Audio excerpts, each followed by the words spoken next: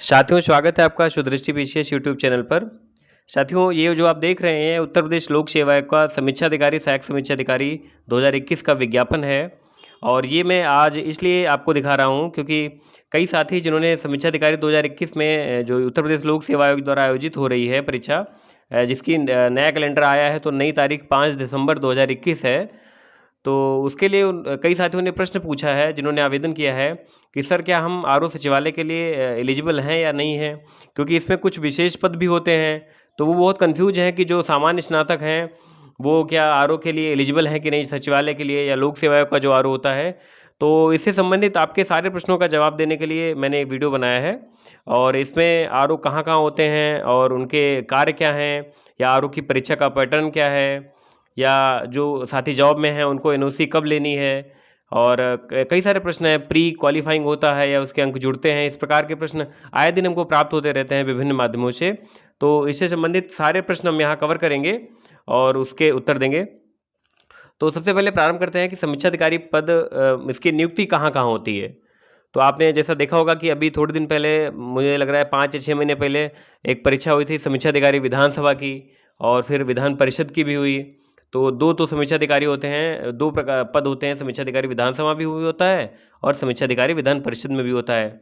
इसके अलावा इलाहाबाद हाईकोर्ट में भी समीक्षा अधिकारी का पद होता है। और एक यूपीपीसीएल जो Uttar Pradesh power corporation limited है, उसमें एआरओ के पद होते हैं।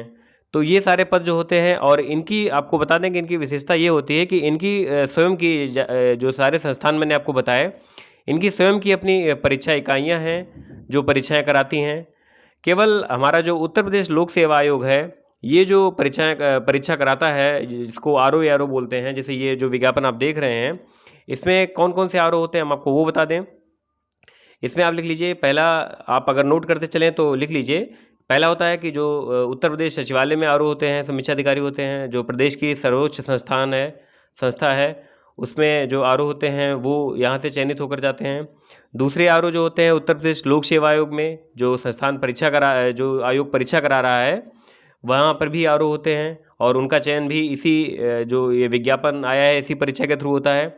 इसके अलावा उत्तर प्रदेश राजस्व परिषद, रेवेन्यू बोर्ड जो होता है, रेवेन्यू काउंसिल होती है, वहाँ पर भी जो आरओ होते हैं वो इसी से चयनित होते हैं। इसके अलावा मुख्य निर्वाचन अधिकारी का जो कार्यालय होता है, वहाँ पर समीक्षा अधिकारी होते हैं। तो ये कुल 4 प्रकार के समीक्षा अधिकारी होते हैं जो यूपीपीएससी के थ्रू भरे जाते हैं, यूपीपीएससी के थ्रू भरे जाते हैं। और इनमें आपको अर्हता बता दें, अगर आप सामान्य स्नातक हैं तो आप इन चारों पदों के लिए एलिजिबल हैं। इसके अलावा एक आरओ 3 विशेष पद होते हैं आरओ के। तो आप मुझे उम्मीद है कि आप कंफर्म हो गए होंगे कि अगर आप सामान्य स्नातक हैं और आपने फॉर्म भरा है आरओ का, तो आप आरओ उत्तर प्रदेश सचिवालय, आरओ उत्तर प्रदेश लोक सेवा आयोग, आरओ उत्तर प्रदेश राजस्व परिषद और आरओ कार्यालय मुख्य निर्वाचन अधिकारी, ये कुल 4 कार्यालय हैं, 4 संस्थान हैं जहाँ के आरओ के लिए आप एलिजिबल हैं और परीक्षा देंगे, उत्तीर्ण करेंगे प्री और मेंस, तो आपकी नियुक्ति यहाँ हो सकती है। इसके अलावा और जो आरओ होते हैं विशेष वाले, वो हम आपको बताएं। जैसे आरओ लेखा के लिए विशेष ये होता है कि आपके पास कॉमर्स होना चाहिए। कॉमर्स स्नातक में आपके बीकॉम या इस प्रकार से होना चाहिए, कॉमर्स विषय अवश्य होना चाहिए। प्लस इसमें एक ओ लेवल का अनिवार्यता है कि ओ लेवल होना चाहिए। लेकिन यहाँ पर टाइपिंग टेस्ट नहीं है, ये अभी हम आरओ की बात कर रहे हैं, ये आरओ की बात इसके बाद में बताते हैं। यहाँ पर टाइपिंग टेस्ट नहीं है। इसके अलावा आरओ हिंदी के जो सचिवालय में होते हैं पद, या आरओ हिंदी लोक सेवा आयोग में भी पद होता है, तो इसमें आवश्यक है कि आपके पास हिंदी स्नातक में हिंदी साहित्य या संस्कृत साहित्य विषय रहा हो। इसके बाद आरओ उर्दू पद होता है, इसमें भी अनिवार्यता है कि स्नातक में आपके पास अरबी साहित्य या उर्दू साहित्य से स्नातक हुआ हो। हम आपको दिखाते हैं, यहाँ पर आप नीचे आएंगे तो यहाँ पर देखिए लिखा है, ये जो समीक्षा अधिकारी लेखा में होते हैं उनके लिए भारत में वेद द्वारा स्थापित किसी विद्यालय से लेखा कर्म के साथ स्नातक उपाधि या समकक्ष मान्यता प्राप्त। इसके अलावा यानी स्नातक उपाधि बीकॉम या इस प्रकार की कोई स्नातक उपाधि हो जो किस में हो, कॉमर्स में हो, वाणिज्य में यहाँ पर लिखा है। इसके बाद कंप्यूटर एप्लीकेशन में ओ लेवल। तो ये समीक्षा अधिकारी लेखा विशेष पद है, ये हो गया है एक। दूसरा समीक्षा अधिकारी हिंदी, जिसके अभी हम बात कर रहे थे, इसमें क्या है, हिंदी साहित्य या संस्कृत साहित्य में से एक के साथ स्नातक की उपाधि हो।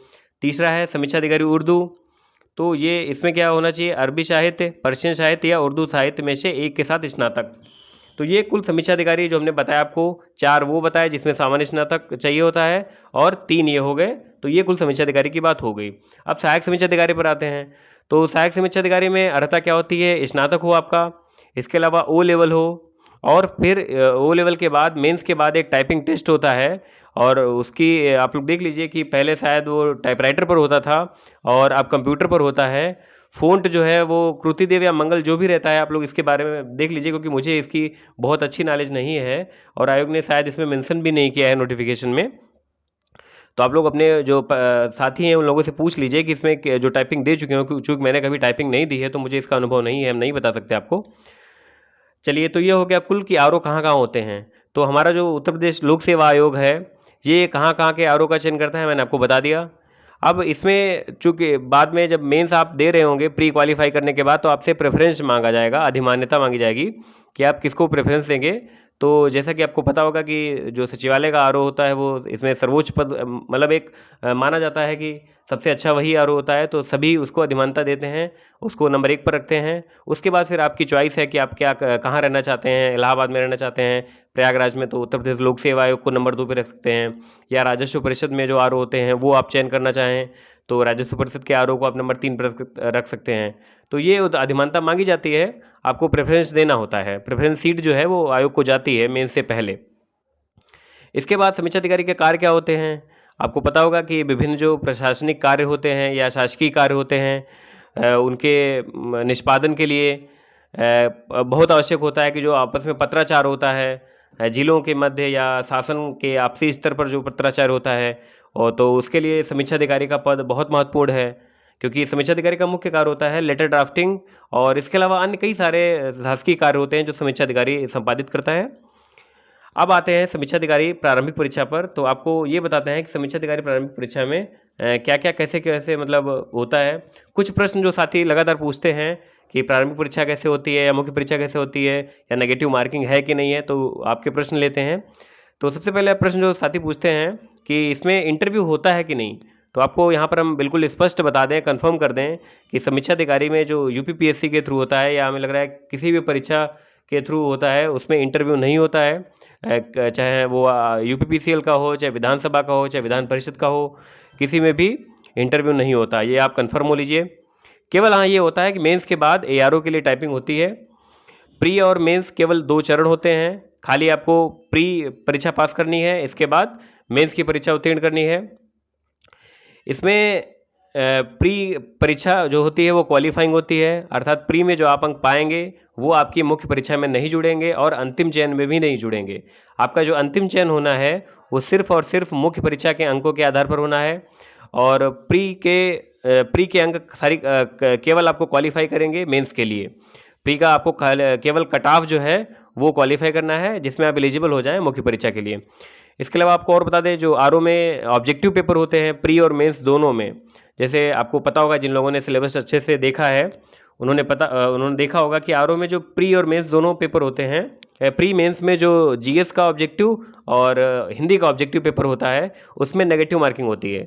नेगेटिव मार्किंग का अर्थ है कि इसमें 1/3 नेगेटिव मार्किंग होती है, और इसका अर्थ हुआ कि आपने अगर 3 प्रश्न गलत कर दिए तो आपका एक सही प्रश्न के जो अंक हैं वो पूरे अंक आपके काट लिए जाएंगे। ठीक है, तो ये आप एक तथ्य कंफर्म कर लें कि नेगेटिव मार्किंग होती है, इंटरव्यू नहीं होता है, एआरओ के लिए टाइपिंग होती है।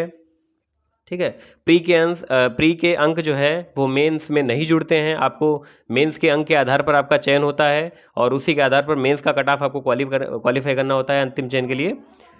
चलिए, इसके बाद अब बात करते हैं आरओ प्री में कौन कौन से पेपर होते हैं। जैसे कि आपको बताया था मैंने कि आरओ प्री में जो है, ये देखिए यहाँ पर ये 2 प्रश्न पत्र होते हैं, एक होता है 140 अंक का, एक 140 अंक का है, दूसरा है 60 अंक का। ये लिखा है प्रारंभिक परीक्षा योजना था प्रारंभिक परीक्षा पाठ्यक्रम सामान्य अध्ययन और सामान्य हिंदी। तो इसमें सामान्य अध्ययन में 140 अंक का होता है। 140 अंक में आपको ये जितने टॉपिक दिए हुए हैं, जितने विषय दिए हुए हैं, ये सब करने होते हैं। कुल समय आपको 2 घंटे मिलता है, कुल 140 प्रश्न होते हैं, और कुल पूर्णांक भी 140 अंक होता है। इसका सामूहिक कट ऑफ बनता है, यानी कुल कट ऑफ जो बनेगा वो 200 अंक का। देखिए यहाँ पर नीचे लिखा है योग 200 अंक, तो कट ऑफ जो बनता है वो 200 अंक का बनेगा, अलग अलग कट ऑफ नहीं होगा इनका। इसके बाद सामान्य हिंदी का दूसरा प्रश्न पत्र होता है, उसके थोड़ी देर बाद, जैसे उसका देखिए समय 9:30 से 11:30 ऐसे समय होता है पहले पेपर का, और 2:30 से 3:30 ये पेपर होता है सामान्य हिंदी का, चूँकि 1 घंटे का प्रश्न पत्र होता है। यहाँ पर देखिए लिखा है जो दूसरा प्रश्न पत्र है वो 1 घंटे का है, 60 प्रश्न है और पूर्णांक कितना है 60। इसमें डिफाइन है बिल्कुल यही 6 टॉपिक ही पूछे जाते हैं। इसके अलावा आप और इधर उधर मत भटकिए। हमने अपने इसी यूट्यूब चैनल पर सारे अपने नोट्स के वीडियोज़ बना के डालना प्रारंभ कर दिया है, और लगभग हिंदी के तो सारे नोट्स मैंने डाल ही दिए हैं अपने PDF में। आप लोग उन्हें बार बार देखिए, उन्हें रिवाइज करिए और अपने नोट्स बना लीजिए। तो इसमें जो सारे 6 टॉपिक हैं इसको आप अच्छे से कवर कर लें। अब आते हैं इसके कट ऑफ पर। तो प्री का कट ऑफ जो रहा है वो RO 2017 का जो प्री का कट ऑफ था वो 122 अंक था, चूँकि RO 2017 में नेगेटिव मार्किंग पहली बार लागू हुई थी और इसके पहले नेगेटिव मार्किंग नहीं थी। इसके बाद फिर RO 2016 का जो कट ऑफ था, जैसा कि हम साथियों ने अपने अंक जोड़े थे या देखा था कि जो 128 से 129 अंक पा रहे थे, उसके वो कई सारे ऐसे साथी हैं जो 128-129 पे जिनका नहीं हुआ, और कई सारे साथी हैं अर्थात 130 जिसने पाए थे उसका चयन हो गया था मेंस के लिए RO 16 में। तो हम कट ऑफ एक मान सकते हैं कि 129 या 130 ऐसे कुछ रहा होगा। ठीक है, गर्ल्स का कट ऑफ कुछ कम रहता है। आप पिछले कट ऑफ का ट्रेंड देख लीजिए कि कितना कम रहता है। तो ये हमने कुल बता दिया। इसके अलावा फिर आप यहाँ पर बता देते हैं कि प्री में आप कितना एक टारगेट सेट करें, कितना एक कट ऑफ सेफ मान लें। तो इसके संबंध में हम पहले भी आपको बता चुके हैं कि प्री में आप अगर 140 अंक का अपना टारगेट सेट करेंगे तो आप जो है बिल्कुल सेफ मान सकते हैं अपने आप को। मेंस आप लिखेंगे तो यहाँ से हम उम्मीद करते हैं कि आप 140 अंक प्राप्त करेंगे और आगे मेंस तक जाएंगे। अब चलते हैं मेंस में। मेंस में जैसे मैंने बताया कि सामान्य अध्ययन का जो GS का प्रश्न पत्र है वो 120 प्रश्न होते हैं। अंतर यहाँ पर ये होता है कि जो प्री में GS का प्रश्न पत्र है वो 140 अंक का होता है, लेकिन यहाँ पर क्या होता है, GS का प्रश्न पत्र 120 अंक का होता है, समय 2 घंटे का होता है, प्रश्नों की संख्या 120 होती है। नेगेटिव मार्किंग इसमें लागू होती है, चूँकि ऑब्जेक्टिव होता है तो इसमें नेगेटिव मार्किंग लागू होती है। दूसरा प्रश्न पत्र जो है सामान्य हिंदी एवं आलेखन। सामान्य हिंदी एवं आलेखन इसमें क्या होता है, आपको बताएं कि इसमें एक चीज़ और बता दें कि इसमें समीक्षा अधिकारी की मुख्य परीक्षा जो होती है वो 2 दिन होती है। पहले दिन आपके 3 प्रश्न पत्र हो जाएंगे और दूसरे दिन 1 प्रश्न पत्र होगा। पहले दिन 3 प्रश्न पत्र कैसे होंगे, पहला प्रश्न पत्र आपका GS का हो जाएगा 2 घंटे का वाला। इसके बाद दूसरा प्रश्न पत्र जो है हिंदी परंपरागत यही वाला सामान्य हिंदी एवं आलेखन जिसका नाम है खंड 1 परंपरागत जैसे देख सकते हैं यहाँ पर। तो ये वाला पूरा प्रश्न पत्र आपका ये हो जाएगा 2.5 घंटे का। इसका पूर्णांक देखिए कितना है, 100 अंक का है। समय कितना है, 2.5 घंटे का है। और ये इसमें टॉपिक आते हैं। इसके संबंध में हम इसके हर एक खंड का, इसके जितने भी प्रश्न इसमें आते हैं उन सबके अच्छे से आपको हम पढ़ा देंगे, चाहे वो पत्र हो, चाहे गद्यांश हो, चाहे सारणी रूप हो, या फिर पारिभाषिक शब्दावली है। हम आपको टेलीग्राम चैनल पर जल्दी ही शुरू करेंगे। पारिभाषिक शब्दावली की इतनी अच्छी प्रैक्टिस करा देंगे कि आपके इसमें 20 में 20 अंक अवश्य आ जाएंगे। ठीक है, कंप्यूटर ज्ञान के 10 अंक हैं, ये कन्फर्म है। मुहावरे 10 अंक के आते हैं, 5 मुहावरे लिखने को, ये अच्छे से आपको ये प्रैक्टिस करा देंगे हम।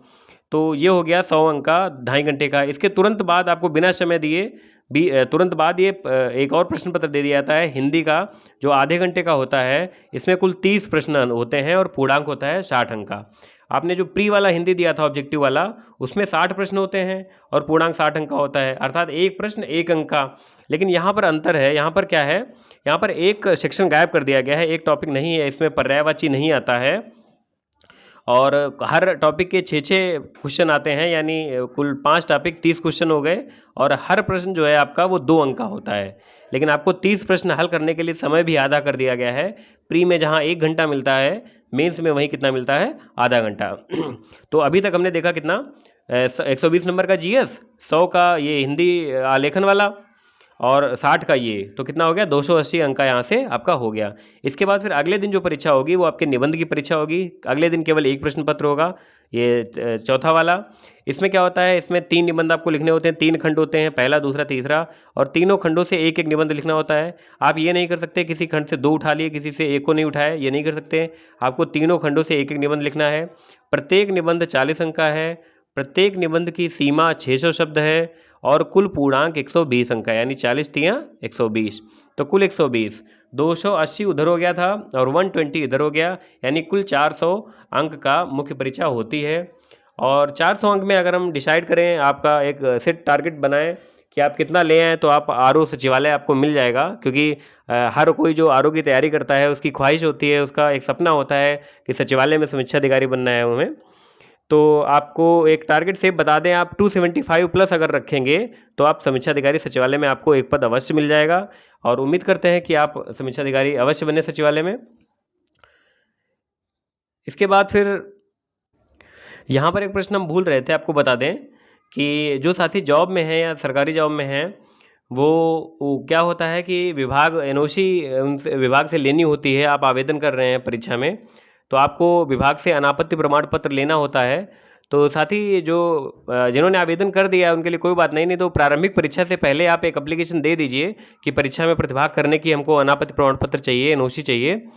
तो आयोग मतलब आपका जो संस्थान होगा, आपका जो नियोक्ता होगा आपका जो, वो एनओसी आपको प्रदान कर देगा और आप उसको रख लीजिए। और अगर प्री के टाइम आप नहीं ले पाते हैं तो कोई बहुत ऐसा गंभीरता का विषय नहीं है कि आप बहुत परेशान हो कि प्री के टाइम एनओसी नहीं मिल पाई।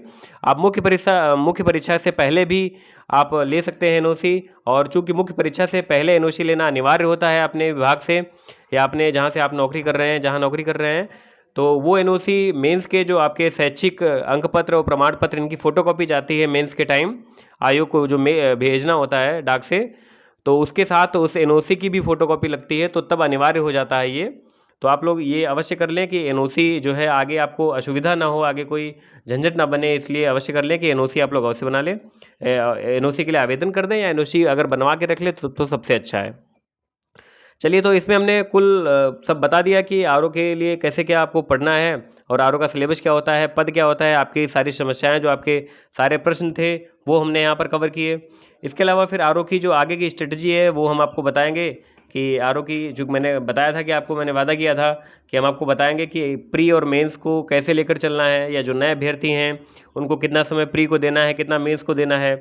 तो इसके लिए हम वीडियो आज दोपहर तक या शाम तक बना देते हैं। तो आप लोग अब चूँकि इसका प्री का 6 महीने आपको अधिक मिल गया है, तो 6 महीनों का पूरा सदुपयोग कीजिए। आप कंफर्म हो जाइए कि हमें प्री निकालना ही है। और उसके बाद हम जो साथी लगातार मेंस दे रहे हैं उनको मेंस की तकनीक बताते हैं कि मेंस कैसे आपको क्वालिफाई करना है। इसके लिए हम आपके मेंस के जो हैं पत्र हैं और आलेखन का जो पोर्शन है, या सारणी रूप वाला है, या प्रशासनिक शब्दावली है, या निबंध की रूपरेखा, मॉडल निबंध, ये सब आपको उपलब्ध कराएंगे। आप बिल्कुल निश्चिंत रहिए, आप साथ रहिए, लगातार पढ़ते रहिए, मेहनत आपको करनी है, गाइडेंस हम पूरा देते रहेंगे, आपको मटेरियल बताते रहेंगे और हमने जो मटेरियल फॉलो किया वो आपको हम उपलब्ध कराते रहेंगे। बस आप ये है प्रैक्टिस लगातार करते रहिए और आपका चयन अवश्य होगा। धन्यवाद।